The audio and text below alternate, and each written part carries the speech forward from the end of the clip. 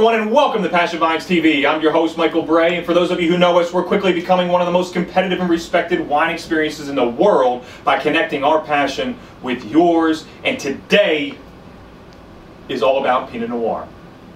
We have two Pinot Noirs coming to us from two different parts of the world, California and Argentina.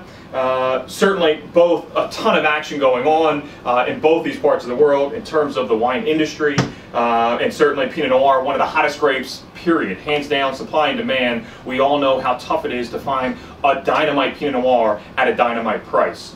5 years ago, you were drinking great Pinot Noir for, gosh, $10, $12, maybe $13, and today it's very hard to find wine in that price point, Pinot Noir in that price point, that tastes as it should.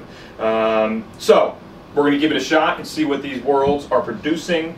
California, from West Pinnacle Vineyards in Monterey, we have Darcie Kent Vineyards. This vintage is 2007. I'm going to give a little rinse here. Darcie Kent Vineyards, pretty cool label, as you can see. They're all about the artwork, as she is an artist herself. Check it out at darciekentvineyards.com. Okay.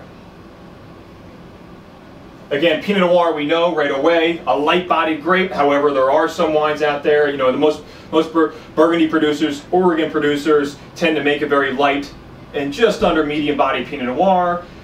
California certainly has entered the Pinot Noir arena and is delivering a lot of Pinot Noir in that medium and even sometimes, I'll say, full-bodied approach, whether you like it or not. Again, different styles, but certainly right off the bat, Darcie Kent Pinot Noir definitely appears to be light-bodied. Okay, so a little bit more traditional Pinot Noir, certainly. Wow. Okay, I get some pepper immediately on the nose.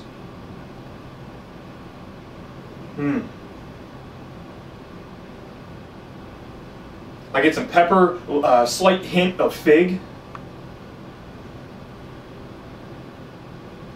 And maybe a little bit of plum. Let's give it a taste.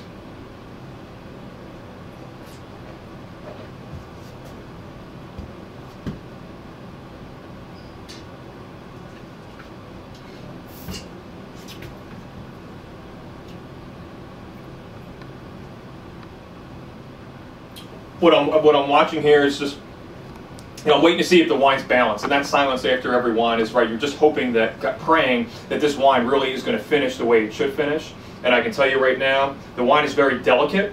It's very, the aromatics on this wine are very, very much there. They're very robust. Again, that pepper right off the bat, and that fig and plum combination. But yet the finish is very elegant, and to me, right on. Absolutely right on. Very, very clean wine. I would, again, depending on what you like. Again, Pinot Noir running the gamut from very Burgundian style, earth, terroir driven, to California, a lot of times medium to full bodied, really fruit driven.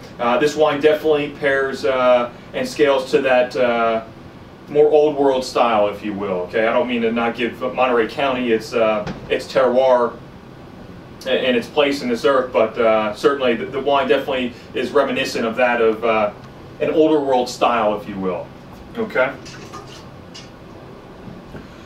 Okay, and again, these wines are so new. Bob will throw up the prices for you to take a look at. The second wine, okay, comes from Argentina. Okay, so we're going way down south. This is Jelu Pinot Noir. Okay. J-E-L-U, Jelu Pinot Noir, vintage 2008. This is from Argentina. Okay, we all know that Argentina is producing a ton of Malbec. Ton of Malbec that we're loving. We're loving. Everybody's buying a ton of Malbec, and I tell you, it's at great prices as well. Not known for their Pinot Noir, but let me tell you, Argentina is producing some great Pinot Noir. And this is a producer here that we're going to give a shot. Okay.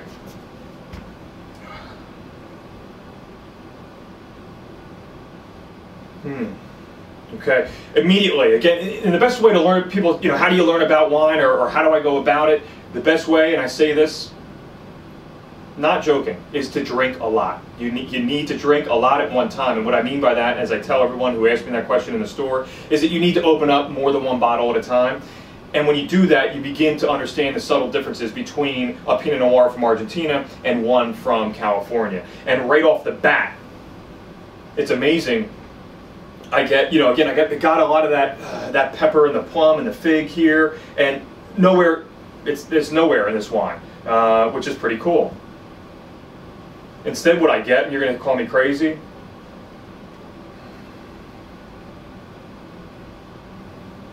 I almost get almost a little bit of blueberry,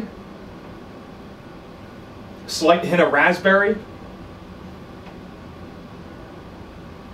And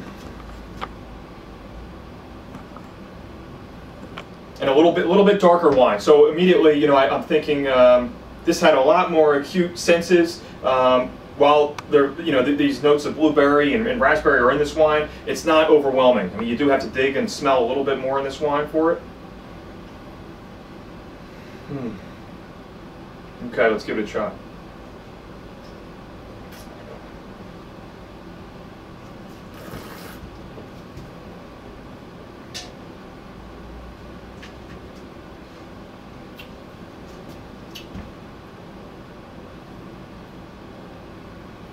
Okay.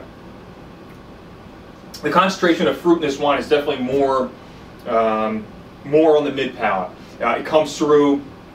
It's a little bit more luscious and a little bit more fruit driven on the finish. Very, very interesting. And again, this is the classic example of whether or not you prefer more fruit driven wines or a little bit more terroir earth. Classic. I mean, I get a lot of I get a lot of fruit from each, but there's this Jelu Pinot Noir is definitely a little bit more luscious. I don't know, and we always ask the question whether or not these wines are aged in oak or not, and I don't know. But this wine here, the Jelu, definitely a little bit more fuller body. So then, again, my questioning would be, right, is it aged in oak? And I tell you, it's not overly oaked, certainly on the palate, which is always nice.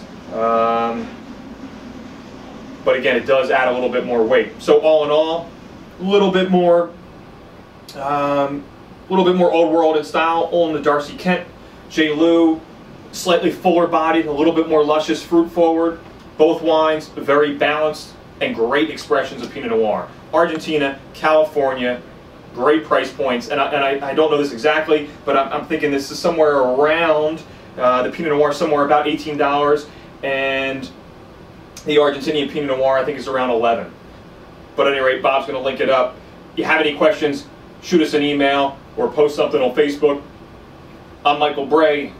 Until next time, happy holidays. Later.